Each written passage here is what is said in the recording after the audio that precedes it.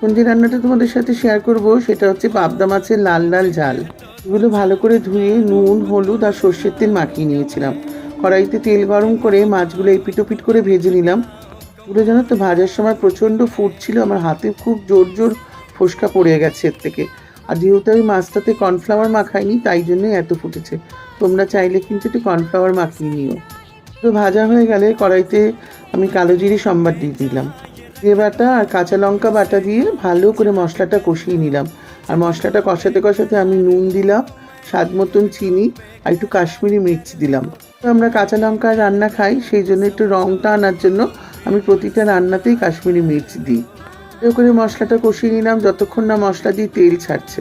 তারপর মাছগুলো সুন্দর করে সাজিয়ে দিলাম, সাজিয়ে জল দিয়ে দিলাম। যেই মাছটা ফুটে উঠলো, ফোটার পরে আমি ধনেপাতা দিয়ে দিলাম আর তারপরে খানিকক্ষণ ফুটতে দিয়ে নামিয়ে নিলাম। মাছের লাল লাল ঝালটা কিন্তু সেদিনকে আমার যাদের জন্য করেছিলাম আমার গেস্টরা খেয়ে বলছে খুব ভালো হয়েছে। ও হ্যাঁ, আমি একটু টমেটো বাটাও দিয়েছিলাম কিন্তু। সবসময়